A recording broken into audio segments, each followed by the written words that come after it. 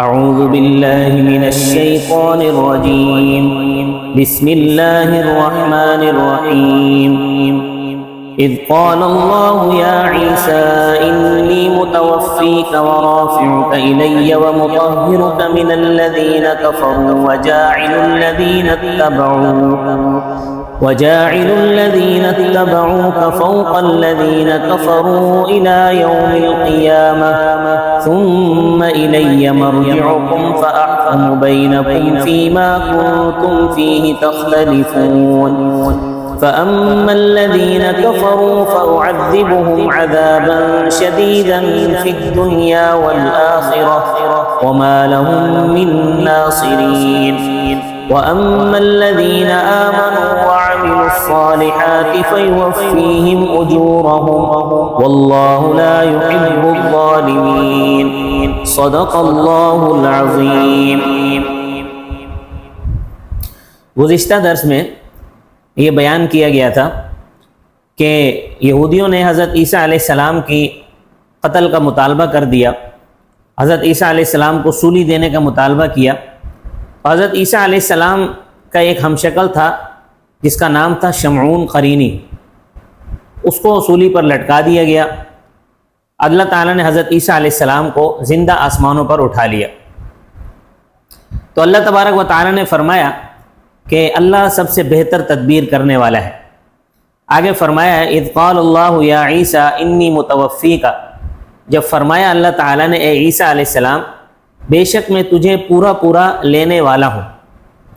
یہ بات آپ حضرات یاد رکھیں کہ قادیانیت ایک بہت بڑا فتنہ ہے، باوجود اس کے کہ یہ لوگ قانوناً غیر مسلم اقلیت قرار دیے جا چکے ہیں، اور ان پر اس بات کی بھی پابندی ہے کہ وہ اپنے آپ کو مسلمان کہیں، مگر پھر بھی یہ اپنی حرکتوں سے باز نہیں آتے۔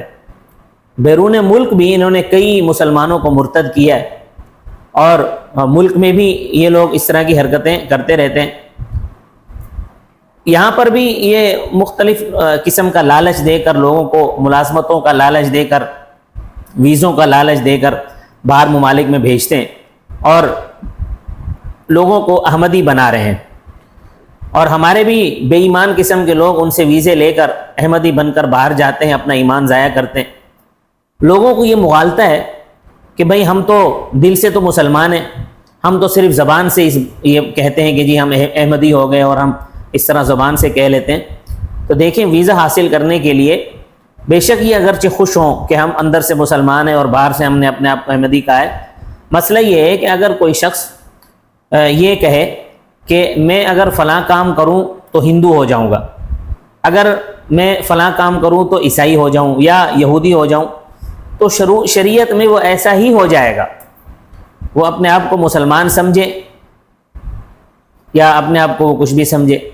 لہٰذا یہاں ایک اہم مسئلہ سمجھانا چاہتا ہوں، وہ نوٹ کر لیں کہ اس پر تمام اہل حق کا اتفاق ہے کہ حضرت عیسیٰ علیہ السلام زندہ ہیں، اور مرزا قادیانی یہ کہتا ہے کہ عیسیٰ علیہ السلام فوت ہو گئے، اور وہ اس آیت کریمہ سے دھوکہ دیتے ہیں کہ دیکھو قرآن کریم میں اذ قال اللہ یا عیسیٰ انی متوفیک، اور ترجمہ کرتے ہوئے کہتا ہے کہ ترجمہ یہ کرتا ہے کہ جب فرمایا اللہ تعالیٰ نے عیسیٰ علیہ السلام سے کہ بے شک میں تجھے وفات دوں گا، پھر کہتے ہیں کہ دیکھو قرآن میں کہ ہم تمہیں وفات دیں گے، تو اس سے پتہ چلتا ہے کہ عیسیٰ علیہ السلام فوت ہو گئے۔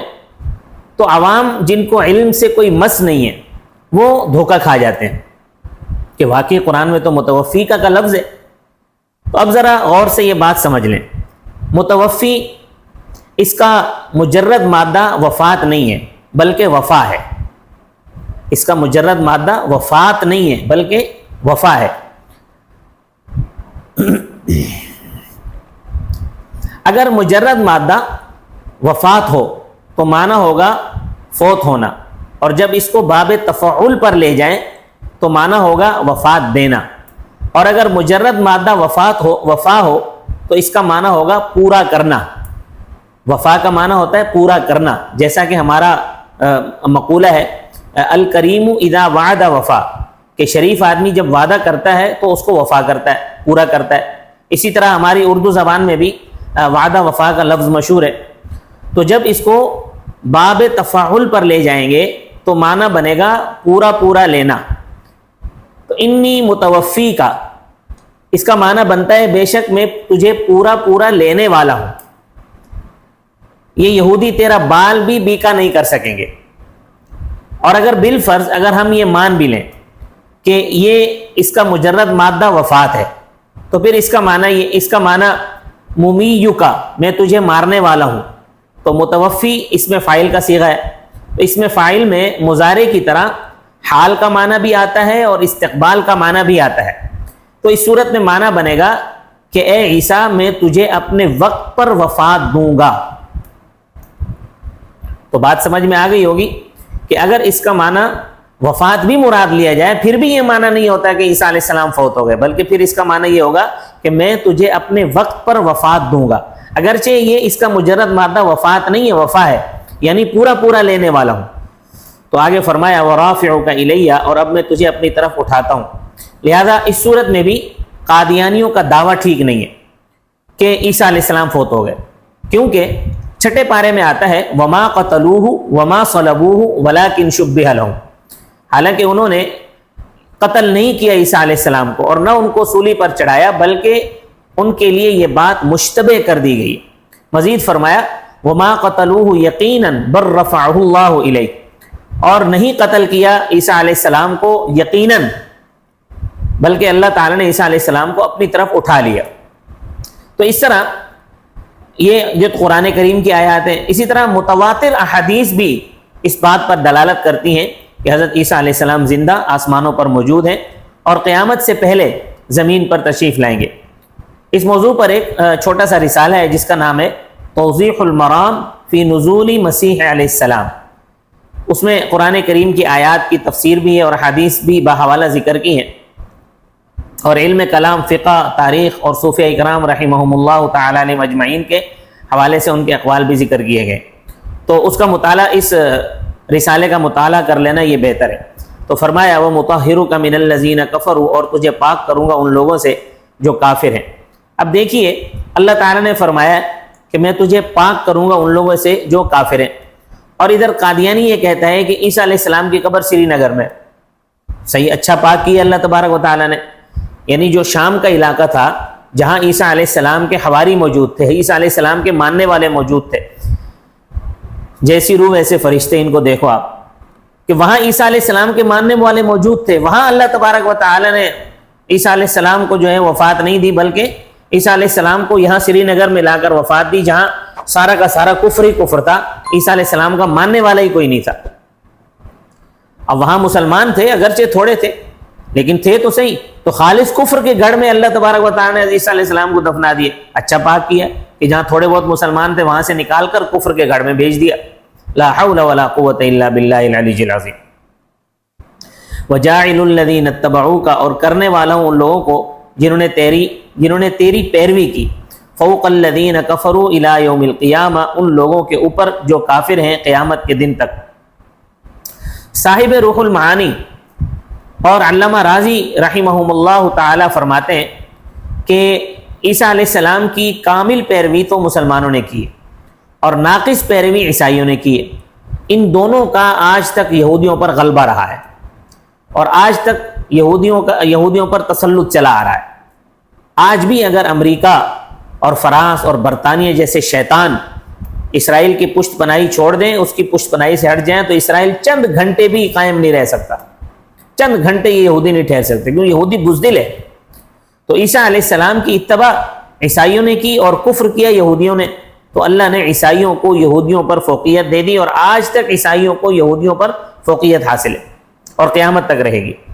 ثم الی مرجعکم فاحکم بینکم فیما کنتم فیہ تختلفون، پھر میری طرف ہے تمہارا لوٹنا، پس میں فیصلہ کروں گا تمہارے درمیان ان چیزوں میں جن میں تم اختلاف کرتے تھے. وہ فیصلہ اس طرح ہوگا فاما الذین کفروا، پس بہرحال وہ لوگ جنہوں نے کفر اختیار کیا، فاعذبہم عذابا شدیدا، پس میں ان کو سزا دوں گا، سخت سزا، فی الدنیا والآخرہ، دنیا میں بھی اور آخرت میں بھی. وہ قتل ہوں گے، جزیہ دیں گے، ہمیشہ ڈرتے رہیں گے.